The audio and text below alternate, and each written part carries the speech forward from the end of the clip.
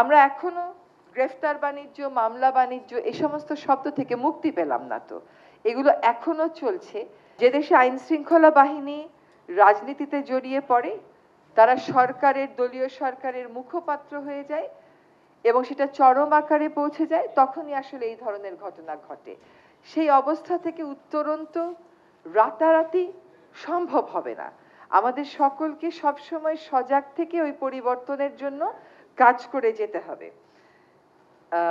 এই যে এখানে যে হত্যাগুলোর কথা, হত্যাগুলোর বিবরণ আবার দেখলাম। দেখেন, এদের সাথে যারা জড়িত, যারা নির্দেশদাতা, তারা কিন্তু প্রায় সকলেই দেশ থেকে পালিয়ে যেতে সক্ষম হয়েছেন। এই যে দেশ থেকে তারা চলে যেতে সক্ষম হলেন, এইটাও তো একটা বিচারের দাবি রাখে যে তারা কেমন করে দেশ থেকে চলে গেল। আপনি তাদের অনুপস্থিতিতে তাদের বিচার করবেন, তারা উপস্থিত থাকলো না, তাদেরকে আমরা উপস্থিত রাখতে পারলাম না। এইখান থেকেও কিন্তু আসলে বোঝা যায় যে রাষ্ট্রযন্ত্রের কোন কোন জায়গায় বিচারহীনতা একটা স্বাভাবিক বিষয় হয়ে দাঁড়িয়েছে।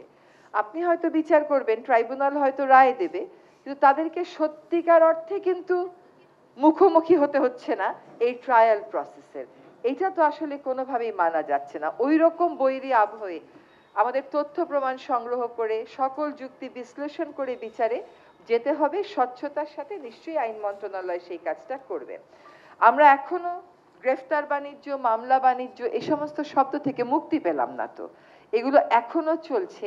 এইগুলো একটা রাজনৈতিক কালচার না বদলালে বদলাবে না। এটা যদি আপনি ঠিকও করে দিয়ে যান, কিন্তু রাজনৈতিক কালচার যদি না বদলায়, রাজনীতি যদি বিচারটাকে নিজের মধ্যে ধারণ না করে, তাহলে এই পরিবর্তন আসলে কখনো প্রাতিষ্ঠানিক হবে না। আমরা আর কসমেটিক কোনো পরিবর্তন দেখতে চাই না, সত্যিকার অর্থে মূল্যবোধের জায়গা থেকে পরিবর্তন দেখতে চাই। আমাদের একটা কথা মনে রাখতে হবে, যারা এই খুনগুলো করেছেন তাদের সমর্থকেরা কিন্তু বিভিন্ন সেক্টরে এখন এই সমাজে আছে। যদি না থাকতো তাহলে পালিয়ে গেল কেমন করে? এটা তো আমাদেরকে বুঝতে হবে এবং তাদের জবাবটা আমাদেরকে দিতে হবে আমাদের ভালো কাজের মাধ্যমে, মূল্যবোধ গ্রথিত পরিবর্তন আনয়নের মাধ্যমে। একটা রায় হবে, কিছু মানুষ হয়তো দেশে আছে, তারা হয়তো রায়ের সাজা ভোগ করবেন, বেশিরভাগই তো দেশে নেই।